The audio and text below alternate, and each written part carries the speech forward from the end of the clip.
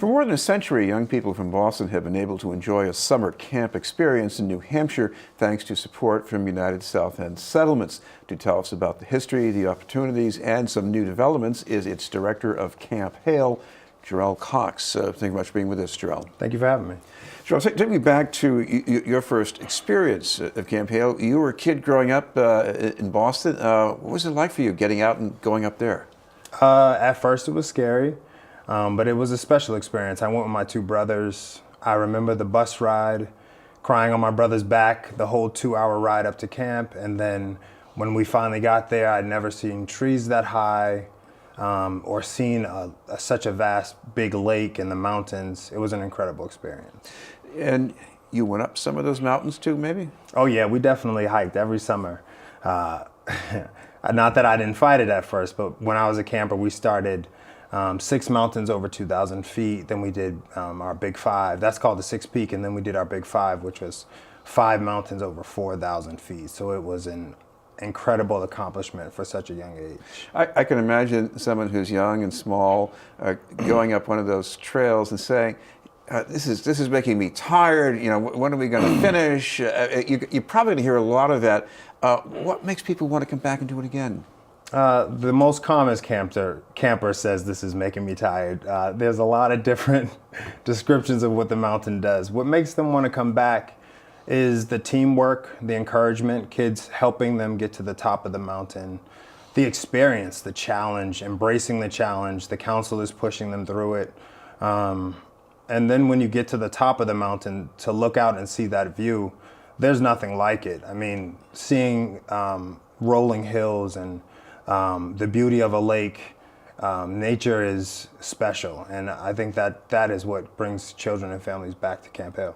And I remember going up the first time I got into an alpine zone. I said, alpine zone, that's a different planet for me. I mean, just being in a totally different zone with these. Does the kids, do they feel that, you think? They do.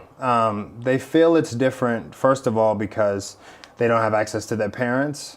So they're writing letters home. So even writing a letter is different. They don't do that very often. And unplugging, no cell phones, no computers, and just being just rooted in nature. On the coast of a lake, on the shore of a lake, standing at the bottom of a mountain, hiking the way to the top, working hard to get there. And just being immersed in nature, like surrounded by trees, no street lights. The most beautiful part of camp is at night. When you look up in the sky, it's so different from the city. All the smog blocks the stars. But when you're on Squam Lake, that is the most special experience to show a child just before they go to bed. Like, let's go out to the porch, let's take a look up, and then it's a special experience. Yeah, I'm also thinking what happens when a kid comes back to the neighborhood and they've accomplished something. They made it up to the top, they came back down, or they went out in the lake, they did something with a boat. How important is that for a kid? There's so many accomplishments. First of all, going away from their parents, that's a huge accomplishment. Stepping away and being independent, being away from their parents for a week, 2 weeks, even up to 4 weeks. The children come back home with a sense of self-confidence that they can't get anywhere else. Then they have the experiences that they did at camp, whether it be the challenge of jumping into a lake and for the first time, or hiking a mountain, or getting along with a friend or a person that they never knew, a different circle of people. So that's special in itself. And then the biggest accomplishment is achieving those 2 weeks. And then one of the other best parts about it is the relationships that you build with all the people there. When you come home, you've now built a family. So your Camp Hale family, those friends around Boston, you have people that you can shout out Camp Hale Hooyah to all throughout the city.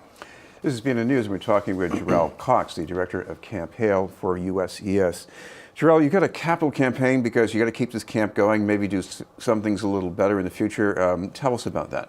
Yeah, so we've started fundraising and fundraising over the last 2 to 4 years. Last year we started a capital campaign this past summer and raised about $3 million to change camp. We're pushing to finish that campaign over the next summer.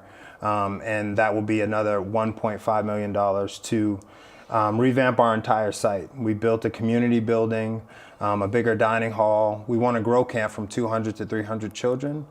but not large, not that many kids at a time. We have a small dosage of kids at a time, so 70 kids. So we want to move it up to 80 kids at a time every 2 weeks. And over the next 3 years, we're going to be revamping the programs, revamping the site. Our site is old. It's been in existence since 1900, and the buildings has been changing over, the land has been changing over. So we want to provide the kids with a quality site, just like the programs and connections. Well, nowadays we have more problems with parents being independent of their kids, but you're trying to help those parents a little bit with this camp in the future, right? Oh, absolutely. We definitely help parents get their children to camp. We're offering we offer slots for 70% low income kids, and then 30% of our kids are paying full freight. So by providing those different slot structure, we have a truly diverse camp and offering this experience to kids who would not usually receive it, staying on the shores of Squam Lake. And of course, another challenge are parents who can't stand to let their kids out of their sight. They want to helicopter them all the way. So you're going to provide a little space for them maybe up in this camp in the future? Most certainly. So the parents who are super nervous about sending their kids to summer camp, we've created a family camp as well, a small weekend, Thursday to Sunday in the middle of our sessions for them to come up, spend some time with their kids at camp, get to know the culture of Camp Hale, and then they can send their kids, because a lot of times those helicopter parents are really nervous. We understand that, so we created a rookie camp, which is a week instead of 2 weeks or 3 weeks or 4. And then we created a family camp, so parents can have some steps to sending their kids to the full dosage at Camp Hale. We should finally mention there's still a chance for people to sign up. So tell us a little bit about that, especially the deadline. Absolutely. The deadline to register is May 15th. We offer 4 core sessions, which are 2 weeks. And those start June 23rd.